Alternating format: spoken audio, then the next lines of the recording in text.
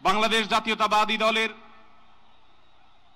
স্থায়ী কমিটির সদস্য জনাব সালাউদ্দিন আহমদকে আমি মঞ্চে আসার জন্য বিনীতভাবে অনুরোধ করছি। এবারে আমি অনুরোধ করছি মঞ্চে আসার জন্য দৈনিক আমার দেশ সম্পাদক জনাব মাহমুদুর রহমানকে। এবার আমি অনুরোধ করছি মঞ্চে আসার জন্য বাংলাদেশ জামাত ইসলামীর সেক্রেটারি জেনারেল অধ্যাপক মিয়া গোলাম পরোয়ার। এবারে আমি মঞ্চে ডেকে নিচ্ছি ইসলামী আন্দোলন বাংলাদেশের নায়েবে আমির মুফতি ফয়জুল করিম হাফিজাহুল্লাহকে বিনীতভাবে মঞ্চে আসার জন্য হুজুরকে অনুরোধ করছি।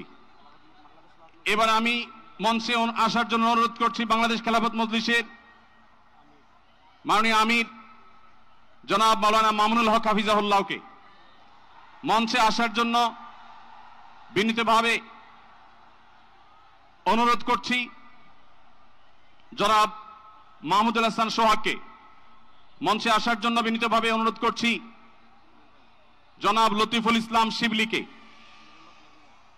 মঞ্চে আসার জন্য বিনীতভাবে অনুরোধ করছি। প্রফেসর মুখতার আহমদকে মঞ্চে আসার জন্য অনুরোধ করছি। হযরত মাওলানা মুফতি সাখাওয়াত হোসেনকে মঞ্চে আসার জন্য অনুরোধ করছি। এনসিপির অন্যতম নেতা জনাব হাসনাত আব্দুল্লাহকে মঞ্চে আসার জন্য অনুরোধ করছি। জনাব নুরুল হক নূর ভাইকে, গণ অধিকার পরিষদের নুরুল হক নূর ভাইকে। এরপরে আমি বাংলাদেশ জাতীয়তাবাদী দলের অন্যতম নেতা শহীদুদ্দিন চৌধুরী অ্যানিকে মঞ্চে আসার জন্য বিনীতভাবে আহ্বান করছি। এরপরে ইসলামী আন্দোলন বাংলাদেশের মহাসচিব অধ্যক্ষ ইউনুস হাফিজাহুল্লাহকে আমি মঞ্চে আসার জন্য বিনীতভাবে অনুরোধ করছি। এরপরে নেসারাবাদের পীর সাহেব হযরত মাওলানা খলিল রহমান নেসারাবাদীকে আমি মঞ্চে আসার জন্য অনুরোধ করছি এবং নাগরিক নিরাপদ সড়ক আন্দোলনের অন্যতম নেতা ইলিয়াস কাঞ্চনকে মঞ্চে আসার জন্য অনুরোধ করছি।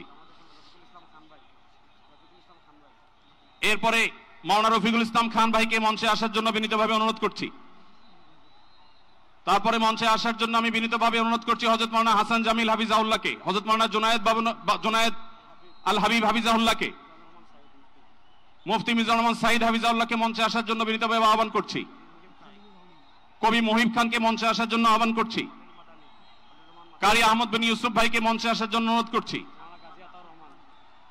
জনাব রাশেদ প্রধানকে আমি মঞ্চে আসার জন্য বিনীতভাবে অনুরোধ করছি। রাশেদ প্রধানকে, খেলাফত মজলিসের মহাসচিব জনাব অধ্যাপক আহমদ আব্দুল কাদেরকে মঞ্চে আসার জন্য অনুরোধ করছি।